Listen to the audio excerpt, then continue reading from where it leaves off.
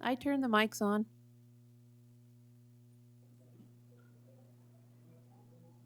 Are you talking?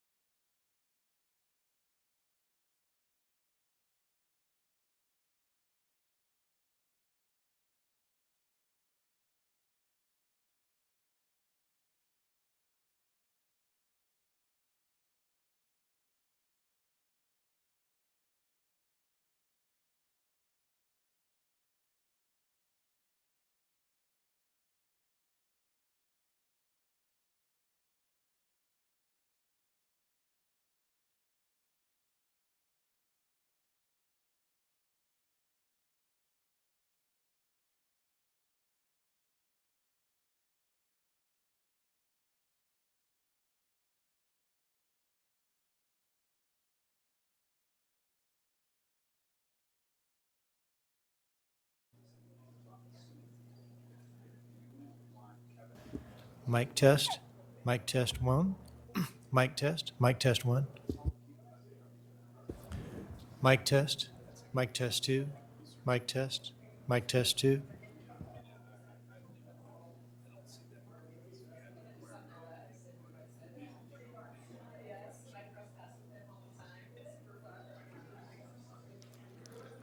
Handheld test one. Handheld test one.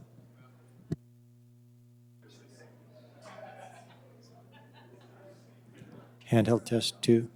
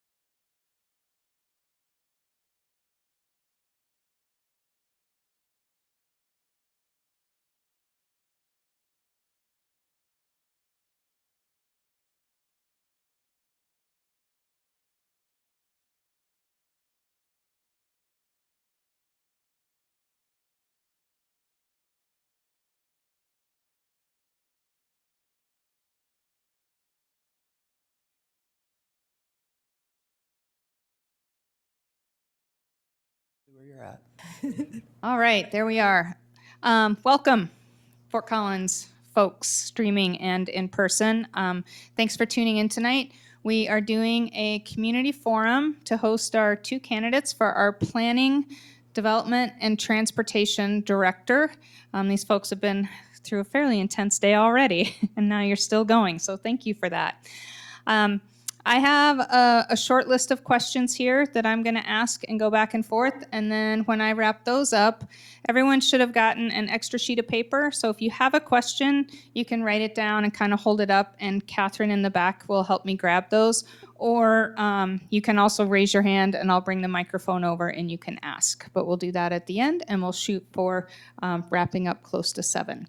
So with that, as a kickoff, I'm going to ask each of our candidates here to just start by introducing themselves, sharing their background, and sharing their interest in working for the city of Fort Collins. Okay, I'll go ahead. Hi, I'm Karen Champagne. I have a background in urban and regional planning. For about 9 years, I was in the consultant world in the Metro Detroit area, doing a little bit of everything actually. Site plan review, variances, rezonings, creating community plans, doing parks and recreation planning, working with downtown development authorities and tax increment financing, a lot of great foundational technical experience. But after a few years, I really felt that I was meant to work for one community and really contribute in that way and see the long-term outcomes of my efforts. So I turned to looking for different communities and knew that I wanted to work for a bigger city, a city that was more progressive and was bold and wanted to try new things and kind of be leaders in the country. So I had applied to a couple of places and I was very happy to receive a position in Denver. And I've been in Denver, Colorado for 13 years now. Started as kind of the same thing where I was doing a lot of planning and regulatory work, and then worked my way up to rewriting the entire zoning code, and then doing a citywide transit-oriented development strategic plan for the 41 transit stations that Denver was planning for, and then moved on to really leading a three or 4 year effort to update the comprehensive plan to look out 20 years, to update our land use and transportation plan, and help and lead the coordination of a Parks and Rec plan and transportation plans, and really focusing on multi-departmental collaboration within a very large government organization. So clearly I like to take on big challenges, and that has been a 3-year effort of mine to really bring folks together and get the different departments invested in each other's success and really think about how can we work together better to do good community building. And that's been my passion for a while, and really having an inclusive community process as we figure out those solutions together. I'm about just really letting the process and the conversation yield those outcomes. And so what really excited me about this position is the inherent culture that's already embedded in the community with collaboration between different departments and different disciplines, and just an investment in creating a place for people. And I see that everywhere I go in the city. Everyone is welcoming, and I do feel like everything is there for the people, not for cars, not for anything else. And so that's just inspiring to me. And then just learning more about the inner workings of the community, just seeing the commitment to strategy and making the right decisions and using data and other inputs to make those good decisions for the community. Again, just really a really great opportunity. So really just wonderful to learn about what you're doing here and hope that I'm successful in this process. Well, good evening, everybody. I'm Manjeet Ranu, and I would share Karen's excitement about the reasons why this position is very attractive to me. I'm from Fort Collins. I attended Beatty Elementary, Bolts Junior High, and now middle school, and Rocky Mountain High School. And I moved away about 30 years ago, but I come back all the time because my family still lives here. And so I have a pretty good feel of how this community has evolved and yet maintained its authenticity. all these years. And in fact, it's become even more attractive to me and clearly others as the community has grown with the improved quality of life and all the amenities that have come here. So this is a wonderful place that knows how to manage its quality of life and to improve upon it and add to it. And I see a lot of opportunity to actually complete a lot of the tasks that the city has identified for itself. And I really value the collaborative process that's highly prized here in the city with the public engagement that is clear, has clear results as you see it in your strategic plan and your city plan. And there's a lot to do here, and that's exciting to me. I also appreciate the deep integration of this service area planning, development, and transportation, and have pretty good experience in all those service areas, except for one, the streets operations there. And I see, at least compared to where I've been living for some time, you have outstanding streets here, and I'm sure that we're always looking for ways to improve upon those streets even more. I feel like there's a great team in place. There's some great talent here, and one of the things that really really shines to me is the structure that's in place to make sure that we're delivering services as well as we can be. And that's a real strength here of the city as I've practiced either in the public sector or private sector and other agencies, that Fort Collins has a really good structure in place to deliver those services. My background, I'm about 2/3 public sector and 1/3 private sector. I practiced in 3 different states, and I like to say that my career is kind of like the Johnny Cash song, I've been everywhere, man, because of all these different experiences. Overlaid on that is about 6 years as a community leader with the City of San Diego's Planning Board, and its north coastal area, and that's where I have lived for about 14 years now. And that has been an invaluable experience to understand what it's like to engage in our community development and quality of life from the perspective of an actual community member. And so these different perspectives, both from public sector as well as private sector and development and community member, I think helps for me to really understand where folks are coming from, because I value listening. And I very, very much value listening to all the stakeholders to understand the various ideas so we can move forward through a structured process that's transparent and backed by good information. And so everybody can hopefully reach consensus or near that in the end of the process, and that we all appreciate the end result of what we're working on. So that's a little bit about me and why I'm interested in returning once and for all to Fort Collins. All right, thank you both. Next up, what attracts you to public sector work? Well, what attracts me to public sector work is the intersection of policy and politics and administration and placemaking. And that's what I love about this work. And be it on the private side or the public sector side, it's essentially different clients, but you're doing the same type of work for the public. And being on the public side in particular is you really get the intersection of those 4 areas that I find very invigorating. And that's why, even in this job market, I get asked about, well, why don't you go into the private sector again? I said, no, I love what I'm doing in the public sector. And it's real rewarding to be involved with the community and the decision makers and the various other business stakeholders and the like, and helping to guide the vision that they defined for the community and help them achieve that vision. So that's just what I love about the public sector. I agree with so much of what Manjeet just explained. That inspires me every day to come to Denver and hopefully to Fort Collins. I really do like to see the outcomes of my work over time. So to not only do the work, but then be here for a long period. I've been in Denver for 13 years. So just seeing, having that long-term commitment to a city is very important to see that, because it takes time to advance, big ideas and shift cultures if needed. So I want to be able to put in that time. And I've learned so much from working with other disciplines and departments. that I couldn't do if I was in private sector and just focusing on solely planning or solely zoning. Working with landscape architects and developers and community members and getting all of that perspective has made me a better government, provide better government service. And so I would want to keep that going. And I love being able to work with the community and really learn about their values and really help achieve their vision for a community. It doesn't have to be my idea or my vision for the city.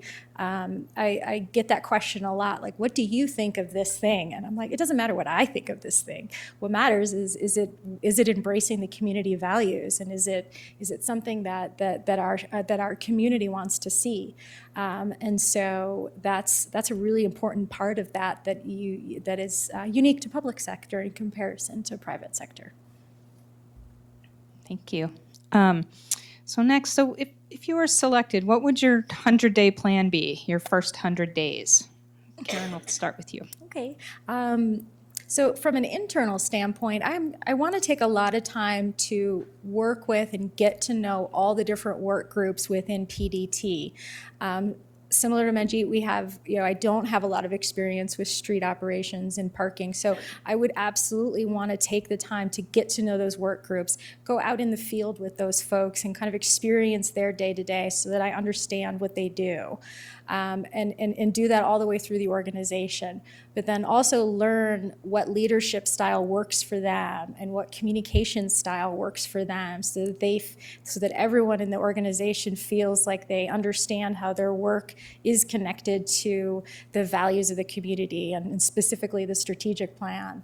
And then identify the areas that are solid and strong and just need encouragement and support, and where are the areas that need a little bit more attention, because then that's where I can feel I would be most valuable. So as part of that 100-day plan, I would be doing a lot of that inventorying and just really one-on-one group interviews and conversations to get a feel for it.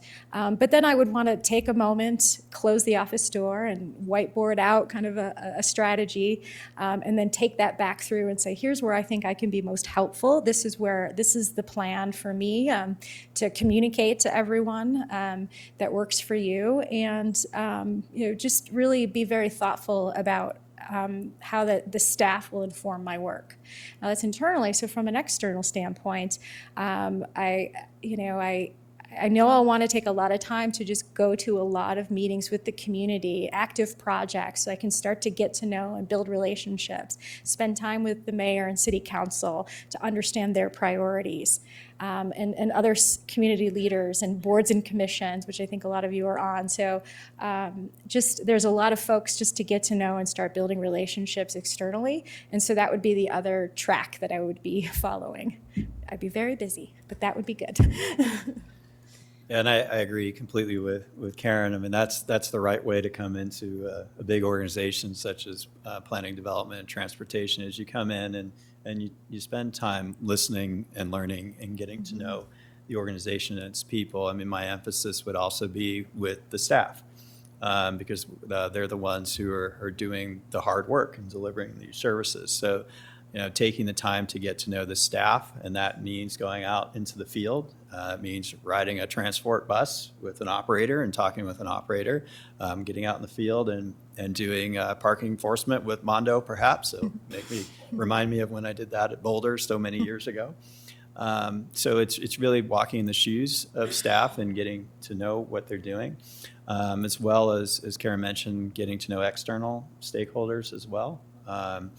And there's still work to do, of course, so that there's not 100 days of just waiting for the new director to get on board, and we still have work to do, and so we'll be executing that work as well, and providing guidance for that. But I would also be sharing my observations with the team. As I'm out there, I'm like, well, this is what I'm learning, this is what I'm observing, and so what do you think? And sort of bouncing ideas off of the management team in particular, because it's a team effort to deliver all of these services. So yeah, those first 100 days will be interesting. Getting to deeply know a community that that I know reasonably well, and then I'd be riding my bike all over the place.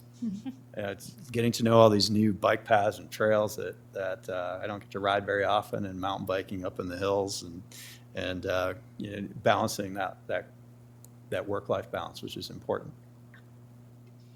Yeah, those are typically the days we call drinking from a fire hose. Yeah. Hopefully it ends after 100, but you never know. Okay, so based on what you currently know about PDT, what skill do you bring that you think will be most beneficial? Or what's a skill that you would bring that you think would be really beneficial? Well, I think having those diverse perspectives, having practiced in many different places for different types of clients and agencies, I think will be helpful that's complementary to those who are already here and have deep knowledge about how Fort Collins works and are actually delivering services on the ground. So I think that's my real value proposition, is those diverse perspectives that I would come in with, and then leveraging that with the experience that's already here and the innate talent that's already here.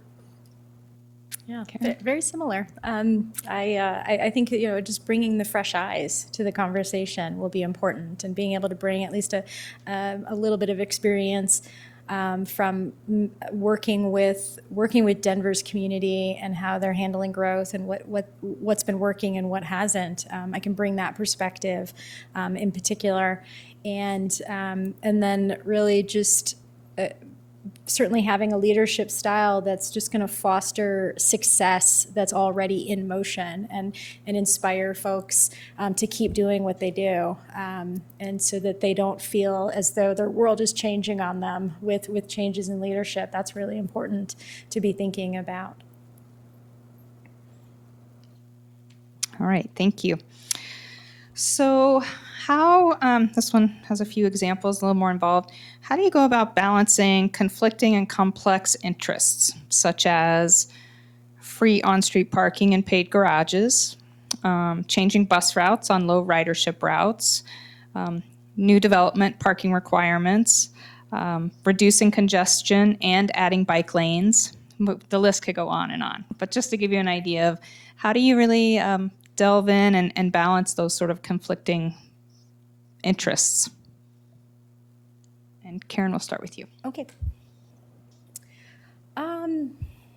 That is the ongoing nature of our work, isn't it? In government, bringing together a lot of different concepts and approaches, and all with good intention to solve the core problem. And there's a lot of ways to tackle it. So you really have to, certainly the approach I take is I certainly don't go into the conversation knowing what I think is the right solution. I want to hear why why stakeholders think that it's, their solution is the right one. And then make sure that there are other solutions discussed around the table so folks can hear from that perspective.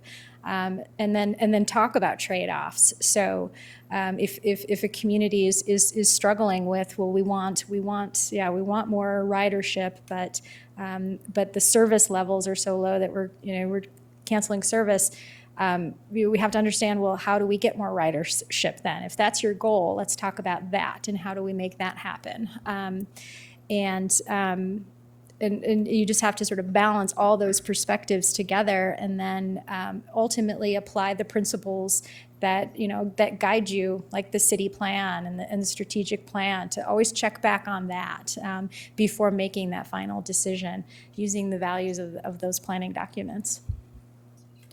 I think process, data, engagement, and understanding trade-offs are all vitally important, that you have to take a methodical approach in the public sector so you can ultimately make an informed choice between these trade-offs. And that process is invaluable. So structuring it properly from the outset is important. Providing solid data to help guide decision-making along the way is vitally important, and engagement. It's vital to have a solid public engagement, stakeholder engagement process as well, because ultimately public policy is about a series of trade-offs. And when you structure it properly and go through it methodically, you can then stand on that decision at the end because you can point to a solid process. You're leading into my next question, which is City of Fort Collins places a high value on community input and engagement. So how have you engaged residents in decision making? Well, they are residents as well as other stakeholders are key to how we go about reaching decisions because we serve the public and many different publics in the work that we do. And providing a clear, transparent process for understanding those touch points for engagement is really important. And also, it's not just process for the sake of it, but it's genuine. How do you reach people who otherwise don't normally take the time to engage, or they don't have time to engage, or they don't understand how to do it? And so it's incumbent upon us as representatives of the city to go that effort so we can welcome people into the process who wouldn't normally be doing that. And one of the things that I worked on when I was at the city of Encinitas was an online public engagement platform tool that myself and colleagues designed to bring in engagement on the housing plan there. And that was a way to get input from folks who would never otherwise show up at a community meeting. So that's an example of the creativity that we need to be doing to ensure that our engagement is broad-based. I was pleased to see that in City Plan, that there was an effort made to fund community-based organizations to get underrepresented populations to participate in the plan. So that was excellent. And I'm sure there are other great examples of engagement that were done there, but there are ways that we need to make sure that we're reaching all demographics, the young folks, the hardworking families, and so forth. So we have as broad-based input as we can, because then it builds trust and better results in the community. And I think you see that in a lot of places here in Fort Collins because of the extra effort that goes toward engagement here. Yeah, I've been most successful in community engagement when I really think about it in terms of meeting folks where they are, whether that's physically or just emotionally or just technically, really connecting with the community at where they're most comfortable. So we do. Excuse me. So I do a lot. I try to do a lot to get out into the community and host or rather attend events that they're hosting, so that you're part of their community and neighborhood event, is what I'm trying to say.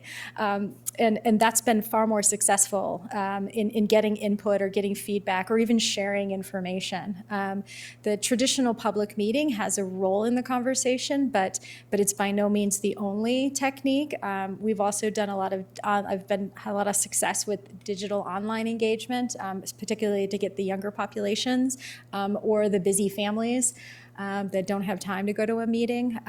We when it is a more deeper dive technical effort, I like to have a steering committee or stakeholders that can focus on that particular issue and convene them on a monthly basis or whatever's needed to get input. When we're dealing with things and other ways to get input when it is more of a technical issue and is going to impact various stakeholders, doing focus groups and really talking to them like more one-on-one to get their perspective on things really helps to make the outcome better. So there's so many different ways to engage folks, and there's so many new techniques that you want to do all of that. And so for the person who just wants to kind of understand generally what's going on and wants to just throw in their 2 cents about their big picture vision, we want a space for that person. Just to be able to say, I want more bike lanes, that's great. And then there's the technical person that is, I want more bike lanes and I want it designed this way and I want them down this street. They should also have a place in the process as well. And the nice thing now is with technology and just some real creative problem solving, you can create space for all of those conversations throughout a process. Thank you. Audience, I have one more question, and then when they're done, I'll look to you. So if you have questions you want to write down and let Catherine know, or I'll bring the microphone as well. So the last question, you guys have been asked a lot of questions today. So this one, what have you not been asked all day that you were really hoping someone would ask you and you'd get a chance to answer and share? Well, that's a good question. I'm looking forward to the questions from the audience today. That's the question I'm looking forward to being asked is from a variety of different perspectives. I haven't been asked what I do for fun. What do you do for fun? Excellent.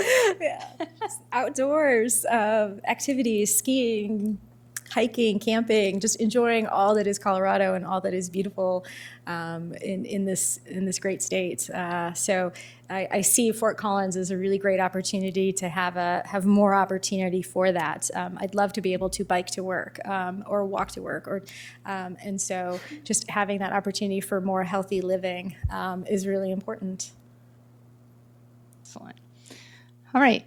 Any written questions or anyone want the microphone here? We can do it either way.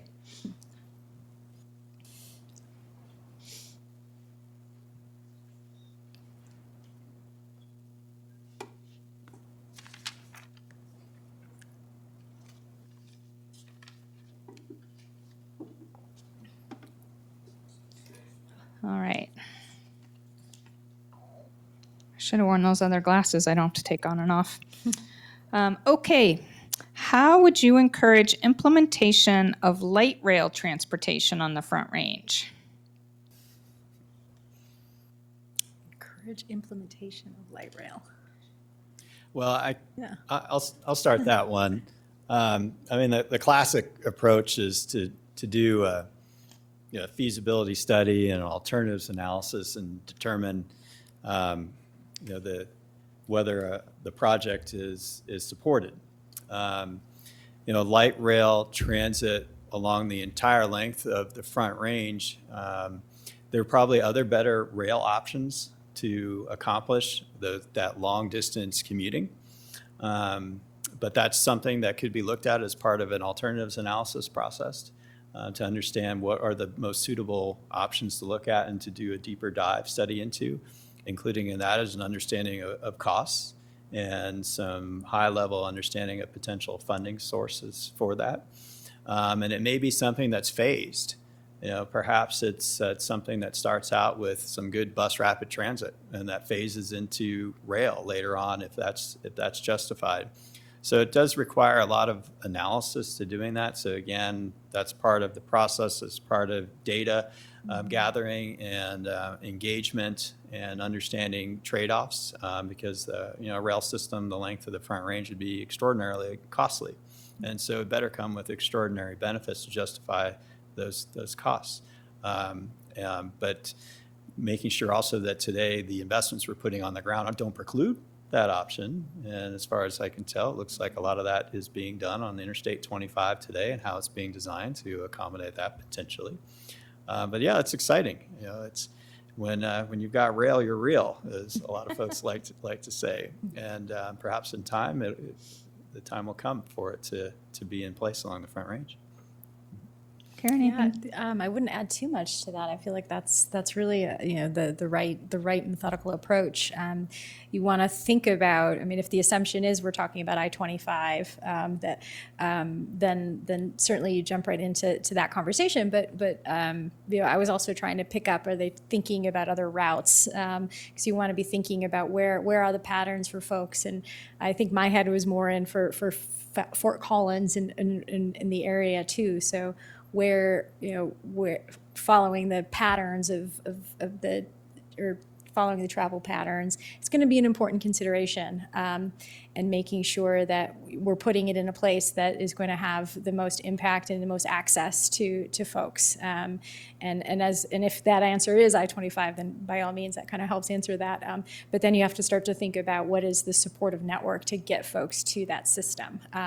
When you're designing along an interstate, that's a common challenge, and we dealt with that in Denver with the rail along I-70 and also the rail along I-25. Trying to make sure that those neighborhoods could actually access those stations, and the physical barriers of a highway can make that difficult. So as long as you're mindful of those other components, then you can really start to focus on a truly effective transit system. Okay.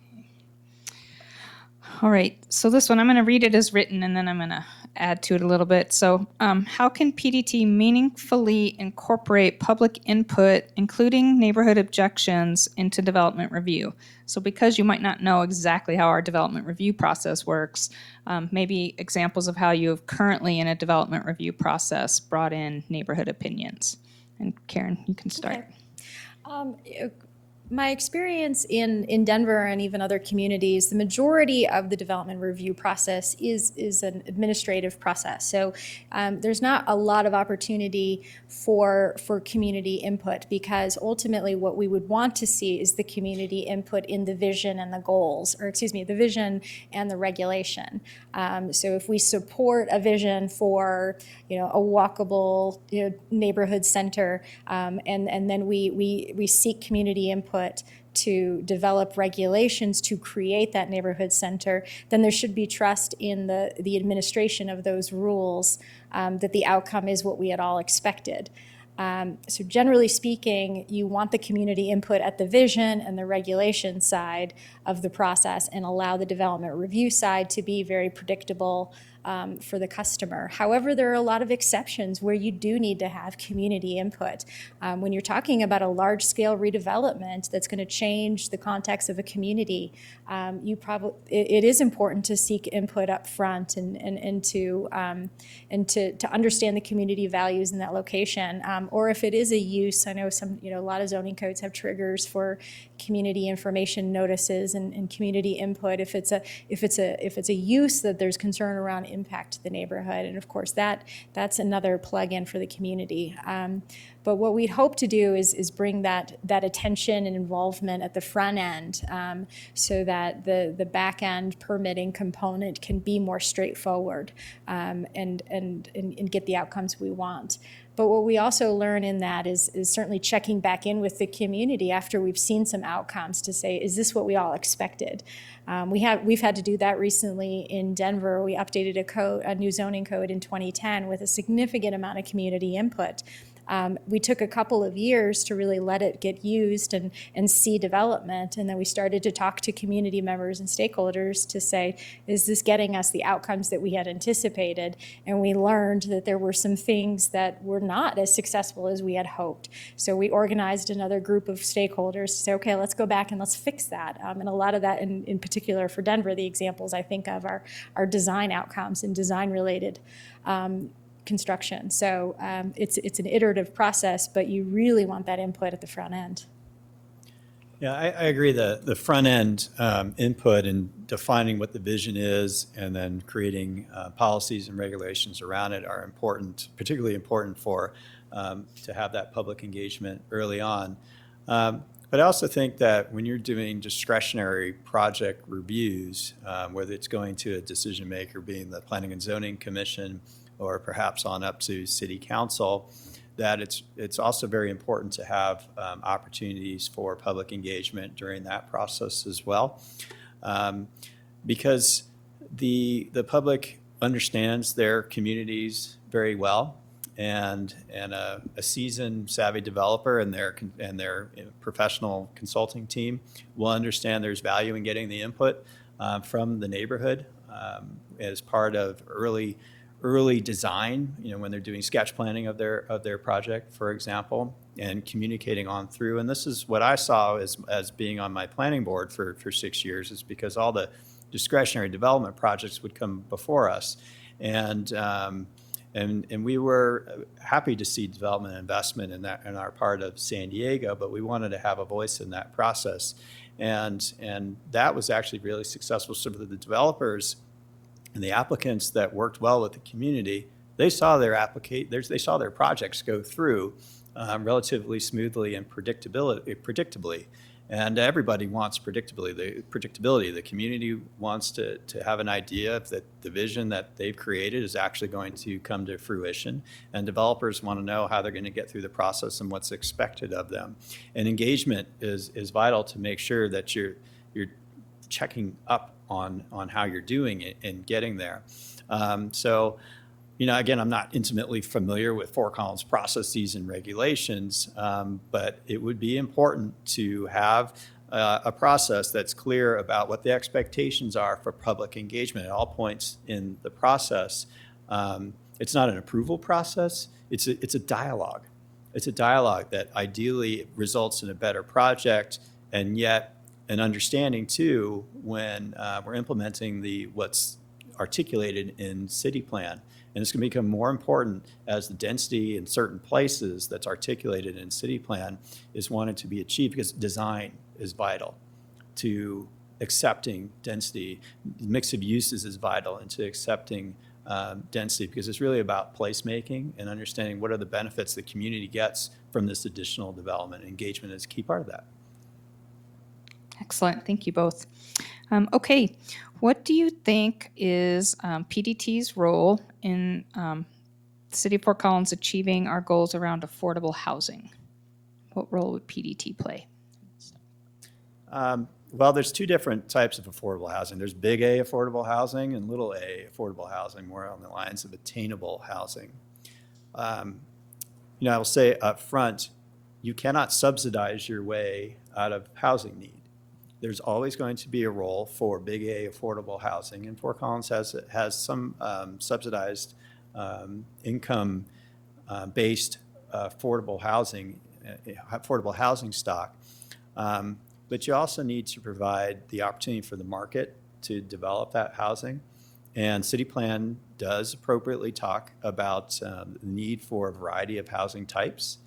And that is an area where Fort Collins needs to improve if it wants to provide for attainable housing opportunities, to retain young people, to attract the economic development so you have the prosperity here that you're looking for, and recognizing diversity. It's also as simple as that. It's diversity of choice. That's what this is about. Give people choices. And that's an area where Fort Collins understands that it needs to improve, and that it will be doing some work on. So how we go about articulating what the policies and regulations are for those types of housing, so we indeed get a variety of housing types, is a key role for PDT, such as maximum average unit size in a mixed-use project to ensure that there's housing types that are smaller, more naturally affordable versus and that are attached versus single-family detached houses, as an example. There are a variety of ways to tackle this, and how we go about also quickly implementing city plan through revised zoning regulations and rezonings and the like can help expedite the delivery of housing and infrastructure costs as well. Parking regulations. There's a number of things that can be looked at to facilitate the delivery of lowercase affordable or attainable housing, and having an honest conversation about uppercase A affordable housing and what's the role, and that's where, again, PDT plays a role in doing the research and presenting what are the policy considerations and trade-offs in considering inclusionary housing regulations, as an example. Yeah, I feel like the PDT is poised very well to be a leader in that conversation and really think about the policies and growth strategy for the community and how affordable housing will help advance that growth strategy. And then, as Manjeet described, there's a lot of regulatory tools that we can use and dials we can turn to create more diverse options in our housing stock. And incentivize the use, incentivize affordable housing, and work with our partners that provide to the capital A housing, finding partnership opportunities with redevelopment sites, and just being really creative in that space and not being afraid to kind of be part of that conversation. There's a lot of creative ways to do that, but I think the best foot forward really is in the core regulatory world. Manjeet also mentioned a couple of good examples through parking requirement reductions and other types of incentives to make it to remove some of the barriers for it. That's also really important. And what I would want to look into a little more is just to understand what types of incentives are already in place to see if those are working, or if there is a a linkage fee of some type. That's something that Denver has been really thinking about. We have a linkage fee in place in Denver, and we're still evaluating its success, but we're also trying incentive, like density bonus incentives in certain locations it's appropriate in Denver. And so those have been some tools that we've been testing out that have been yielding quicker outcomes for the Denver market. Different market here, so it would be a different kind of conversation certainly, but have a lot of experience in managing those conversations and really bringing all the partners together to just, we've spent a lot of time with our housing office and all of our housing providers to understand what are their challenges and what can we be doing as a city to help advance that, all the way down to thinking about accessory dwelling units and more missing middle housing solutions within neighborhoods. So again, I'd want to understand policy in Fort Collins and regulations in Fort Collins to know the right solution for your city. But those are the things that we've been exploring in Denver, and it's just not being afraid to put them all on the table and talk about it, because it's extremely important. We want a city for everyone, and it's an important that we have to deliver housing choice for folks. Should I ask a train question? Thank you. Please describe a specific personal experience where you acted as a member of the community to bring about a publicly promoted initiative. So where you weren't a city employee, but a community member and worked to maybe just worked on a local initiative. I have to think about that. Well, I'll start with that because I've touched on that earlier. And again, to reiterate what I touched on earlier, it was sitting as the vice chair of a planning board in San Diego for my community. And that covered about 60,000 people in that area of San Diego. And the work was project specific. So if there was development applications, we would provide input on that. If it was about infrastructure, say a public facilities financing plan, be intimately involved in the development of the public facilities financing plan. It was as part of chairing the design committee for the neighborhood park and the community park and rec center, being involved in supporting the middle school getting completed and acting as a facilitator between the school district and the city. And then what was pretty cool that probably don't get to see too often in a career is co-authoring a ballot measure for the that was voted on for the over 1 million people of the city of San Diego. So the other part a role I played in that was sitting on the Community Planners Committee, which was the umbrella group for all the planning boards in San Diego to provide input on policy and regulatory initiatives for the city.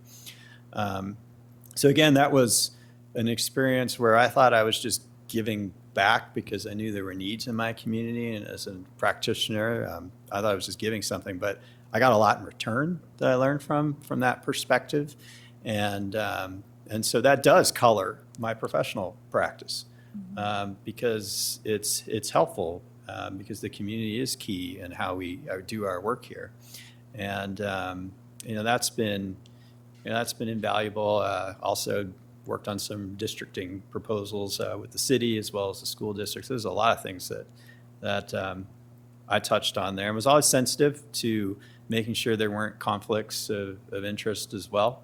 That's important as well. And I don't know, in my career, what I'm most proud of is what I didn't get paid to do. It was the work on that planning board. I guess if you've been in the city and county of Denver for a while, you're not serving on their boards as well. Yeah. Fortunately, you don't have the luxury of being able to participate in a lot of that work. But what I have been able to do is find smaller organizations to connect with. So our Downtown Denver Partnership started to organize a group called City Build, which was just a way for newer residents of the community and geared more towards younger, but I kind of pushed the envelope on the younger side. Just to really create a place for newer residents of Denver to just come together and talk about what they care about, and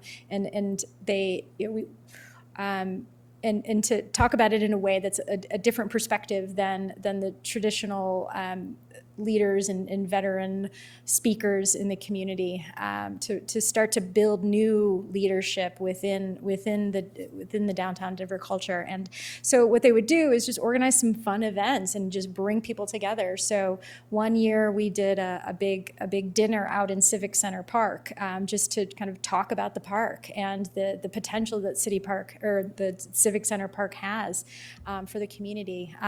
The following year we set up a dinner in a neighborhood called Arapahoe Square near the baseball field because it was an area that had not seen a lot of investment, but had a lot of great potential to be a great new neighborhood in downtown. So we wanted to bring people to that space and experience it in the evening and feel safe and have it feel active. So it was a great way to just have people in the streets activating a space. And so I just participated as a volunteer and just kind of attended meetings and just really just had a fun time. It was a great way to step away from the work and just have some fun with city conversations. Another thing that I've done is it's somewhat professionally related. There is a transit-focused organization called Railvolution, and it's a national organization, and they wanted to have local chapters formed. So after one of the conferences, I got back and kind of organized a few folks that I worked with in my office to form the Denver chapter, the New Railvolutionaries. I did not make up the name. And it was just a fun way to get together and experience the transit system. And we had a small network of people that just really wanted to understand the value of transit in the community. And so we organized events to go and to even do bike tours of the old streetcar network so you could learn the history of transit in the city. And we did a scavenger hunt that was focused on transit and things like that, just to sort of introduce folks to the concept and talk about it in a fun way and take the tension out of the conversation. But it was all like volunteer, really just trying to get, because there was such an influx of millennial population in Denver, it was a great way to start to get them thinking about city building and the value that they have and the contribution that those folks have to the conversation for Denver. Very cool.